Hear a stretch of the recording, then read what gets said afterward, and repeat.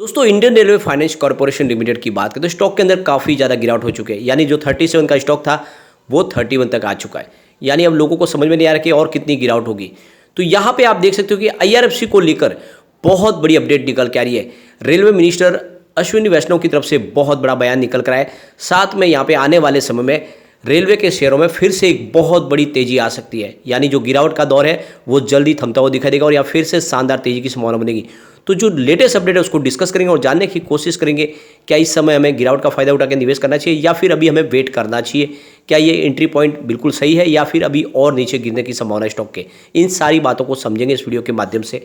और सबसे बड़ी बात यह कि बाजार में भी आज हमने गिरावट देखी है। बीएसई सेंसेक्स की अगर बात करें तो 62,181 के स्तर पर क्लोजिंग देखी है, जहाँ पे हमने 389 पॉइंट की गिरावट देखी है। यानी 0.62% गिरा हमारा बीएसई सेंसेक्स। और इसके पीछे वजह है प्रॉफिट बुकिंग। पिछले 3-4 ट्रेडिंग सेशन से हम देख रहे हैं कि एफआई की तरफ से बाजार में बिकवाली जारी है, वो प्रॉफिट बुकिंग कर रहे हैं क्योंकि बाजार ऑल टाइम हाई पे चला गया। उसके बाद में यहाँ पे लगातार उनकी तरफ से प्रॉफिट बुकिंग हो रही है और यही बात आईआरएफसी के लिए भी है। आईआरएफसी का स्टॉक जो 21 से दौड़ना शुरू हुआ वो 37 तक चला गया, एक तरफा दौड़ा और उसके बाद में प्रॉफिट बुकिंग शुरू होगी। और वैसे भी मैंने आपको ऑलरेडी प्रॉफिट बुकिंग के लिए बोल दिया था।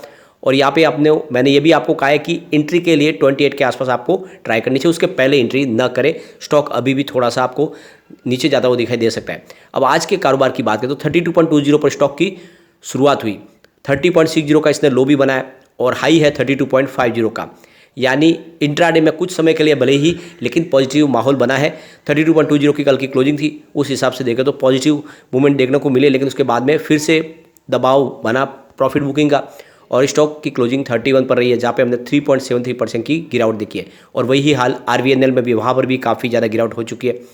अब यहाँ पे आप देख सकते हो पिछले 6 महीने के हिसाब से स्टॉक में अभी भी 46% की शानदार तेजी देखने को मिल रही है क्योंकि स्टॉक 21 के आसपास था। और अगर हम इसको 1 मंथ के हिसाब से देखें तो अभी भी 26.79% का पॉजिटिव रिटर्न दे रहा है स्टॉक, क्योंकि आप देख सकते हो कि 10 नवंबर को 24 के आसपास स्टॉक था और 5 डेज़ के हिसाब से फिलहाल 9.36% की ऑलरेडी गिरावट हो चुकी है। और आपको पता ही होगा 37 से स्टॉक फिलहाल 31 के आसपास आ चुका है। अगर इसके वॉल्यूम को देखें तो पिछले 1 महीने पहले इसका 15 करोड़ का वॉल्यूम था, 3 करोड़ की डिलीवरी उठाई गई थी। 1 वीक पहले 9 करोड़ का वॉल्यूम होता और 2 करोड़ की डिलीवरी उठाई गई थी। कल 6 करोड़ का वॉल्यूम होता और 2 करोड़ की ही डिलीवरी उठाई गई थी, लेकिन आज 8 करोड़ का वॉल्यूम हुआ, यानी कल से वॉल्यूम में बढ़ोतरी हुई है। यानी आप समझ सकते हो कि थोड़ी सी एक्टिविटी तो बढ़ी है। अब यहाँ पे हमारे रेलवे मिनिस्टर अश्विनी वैष्णव की तरफ से बहुत बड़ा बयान दिया गया है, क्योंकि जो बातें निकल के आ रही, रूमर्स फैल रहे थे कि आने वाले समय में रेलवे जो है प्राइवेट हाथों में सौंपी जा सकती है। यानी आने वाले समय पूरा का रेलवे का कामकाज वो प्राइवेटाइजेशन उसका किया जा सकता है। लेकिन अब यहाँ पे अश्विनी वैष्णव ने लोकसभा में इसका जवाब दिया है कि हमारा फिलहाल ऐसा कोई संभावना नहीं है, कोई विचार नहीं कर रही है सरकार कि रेलवे को प्राइवेट हाथों में सौंपा जाए। यानी एक तरह से पूरी तरह से इस बात को नकारा गया है। जो बातें निकल के आ रही थी कि आने वाले समय में रेलवे को प्राइवेट हाथों में सौंपा जा सकता है, उस पर उन्होंने पूरी तरह से यहाँ पे इनकार करके उस पर लगाम लगा दी है।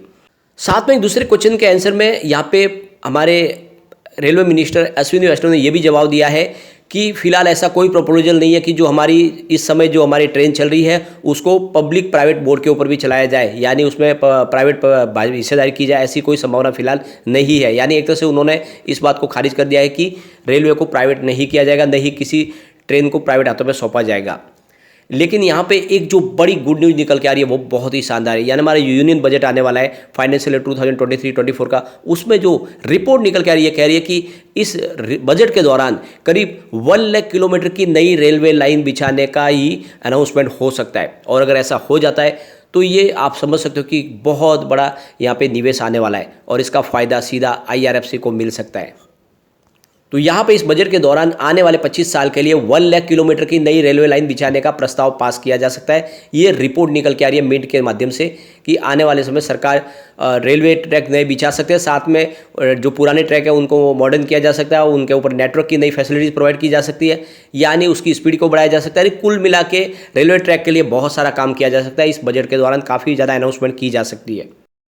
साथ में इस बजट के दौरान करीब 10,000 करोड़ बीच का इन्वेस्टमेंट इलेक्ट्रीफाई करने के लिए, यानी 7,000 किलोमीटर की जो ब्रॉडगेज लाइन है उसको इलेक्ट्रिक में बदलने के लिए भी उसमें इन्वेस्टमेंट के बारे में यहाँ पे अनाउंसमेंट की जा सकती है। यानी पूरी की पूरी जो लाइन होगी, ट्रैक होगी, वो इलेक्ट्रिफिकेशन उसका किया जाएगा, उस पर नया नेटवर्क बिछाया जाएगा।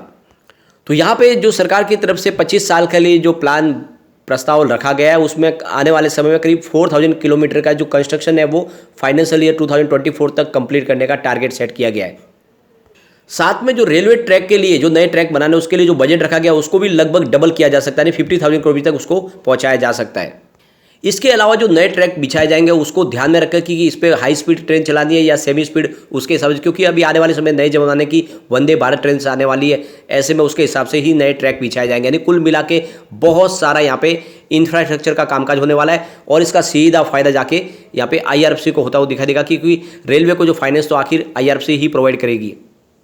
इसके अलावा इस बजट के अंदर करीब 300 से लेकर 400 नए वंदे भारत ट्रेन की अनाउंसमेंट भी हो सकती है, यानी आने वाले समय में बहुत बड़ा इन्वेस्टमेंट होने वाला है। तो यहाँ पे आप देख सकते हो कि इस बजट में बहुत सारी बड़ी अनाउंसमेंट होने वाली है और इस हिसाब से देखें तो IRFC का शेयर रॉकेट बनने वाला है। भले ही इस समय थोड़ी सी आपको गिरावट और देखने को मिलेगी क्योंकि ये प्रॉफिट बुकिंग हो रही है और आपको 28 का इंतजार करना चाहिए, उसके बाद फिर से एंट्री कर लेनी चाहिए, क्योंकि ऑलरेडी हमने 34 के आसपास प्रॉफिट बुकिंग की सलाह दी हुई थी। अब 28 के आसपास आप एंट्री करोगे तो ये आपकी बार 50 को टच करने की संभावना बन जाएगी, क्योंकि बजट तक स्टॉक के दौड़ने की संभावना बहुत ज़्यादा है। यहाँ पे रेलवे मिनिस्टर की तरफ से एक और बड़ी अनाउंसमेंट की गई है। फ्राइडे को ही हमारे मिनिस्टर अश्विनी वैष्णव की तरफ से कहा गया कि 535 रेलवे स्टेशन को एक बड़ी नई स्कीम के तहत, यानी वन स्टेशन वन प्रोडक्ट, यानी OSOP स्कीम के तहत कवर किया जाएगा, जिसमें अलग अलग 572 आउटलेट बनाए जाएंगे, जिसमें हर तरह के हमारे मेक इन इंडिया के तहत बने हुए प्रोडक्ट बेचे जाएंगे, यानी कुल मिला के नए स्टॉल लगाए जा सकते हैं। तो आप समझ सकते हो कि नए नए आउटलेट बनेंगे, यानी इंफ्रास्ट्रक्चर का बहुत सारा कामकाज होने वाला है सभी स्टेशन के ऊपर। स्टेशन को मॉडर्न तरीके से फिर से उसको डेवलप किया जाएगा, यानी कुल मिला के आने वाले समय में IRFC के लिए बहुत सारी संभावना निकल के आ रही है। दूसरी तरफ एक और बड़ी अपडेट निकल के आ रही है, यहाँ पे प्रीतम देओस्कर जो wealthwire.com के फाउंडर हैं, उनकी तरफ से कहा गया है कि इस समय रेलवे के स्टॉक में निवेश करना चाहिए, स्पेशली रेलवे एंसिलरीज जो रेलवे के लिए प्रोडक्ट बनाने वाली कंपनियां है उनमें निवेश की संभावना है। आने वाले समय में स्टॉक के अंदर काफ़ी ज़बरदस्त तेजी आ सकती है, यानी रेलवेज के अंदर आने वाले समय में एक जो तेजी का दौर शुरू हुआ है वो आगे भी जारी रह सकता है। तो उनके हिसाब से रेलवे के एंसिलरीज के स्टॉक में निवेश किया जा सकता है, और जैसे कि रेलवेज के लिए जो एंसिलरीज बनाने वाली कंपनियां है उनके लिए भी यहाँ पे फाइनेंस तो प्रोवाइड IRFC ही करती है। तो कुल मिला के सबका फायदा सीधा IRFC को होता हुआ आपको आता हुए समय में दिखाई देगा। इसके अलावा देखें तो आप समझ सकते हो पिछले कई दिनों से रेलवे के स्टॉक काफ़ी ज़बरदस्त दौड़े, उसके अंदर अब थकान हो रही है क्योंकि प्रॉफिट बुकिंग जारी है, लेकिन जल्दी फिर से नई तेजी और नई स्फूर्ति के साथ स्टॉक फिर से दौड़ने लगेंगे। उसका वेट करें और फिर नया इन्वेस्टमेंट करें, या आने वाले समय डेफिनेटली आपको स्टॉक मालामाल कर सकते हैं। अब एक बार हम इसके पिवट लेवल को चेक करेंगे तो यहाँ से और गिरावट होती है तो 31.67 का फर्स्ट सपोर्ट है, ये सपोर्ट टूटा तो स्टॉक 31.13 तक जाएगा और स्टॉक नीचे गया तो फिर 30.32 तक जा सकता है। तो यहाँ पे आप देख सकते हो पहला सपोर्ट तो ऑलरेडी टूट चुका है और दूसरे सपोर्ट भी आप देखें तो आने वाले समय ये टूटता हुआ दिखाई दे सकता है, क्योंकि अभी भी दबाव तो बना हुआ है। पॉजिटिव माहौल बना तो आप देख सकते हो फिर 33.02 का फर्स्ट रेजिस्टेंस है, इसको पार कर लेते स्टॉक फिर 33.83 तक जाता हुआ दिखाई दे सकता है और वहाँ तक पहुँचे तो फिर 34.37 तक जा सकता है, यानी जल्दी फिर से यहाँ पे तेजी की संभावना बनेगी। तो नजरिया जिसका लॉन्ग टर्म का उसको तो डरना है कि कोई बात नहीं, इन्वेस्टमेंट को इसमें बनाए रखे। ये वाकई में मल्टी बैगर है, क्योंकि कंपनी का कारोबार लगातार बढ़ रहा है। पिछले 2-3 साल में कंपनी ने अपनी प्रॉफिट को दुगुना कर दिया है, ऐसे में आपको इसमें निवेश को बनाए रखना है। लेकिन फ्रेंड, कोई भी इन्वेस्टमेंट करने से पहले अपने फाइनेंशियल एडवाइजर से बारे में ले ले या अपना खुद का रिसर्च करें, क्योंकि मैंने वीडियो आपके एजुकेशनल पर्पज़ के लिए ही बनाया। वीडियो पसंद आए तो लाइक से जरूर कीजिए और चैनल को सब्सक्राइब कर दीजिए। Thank you friend.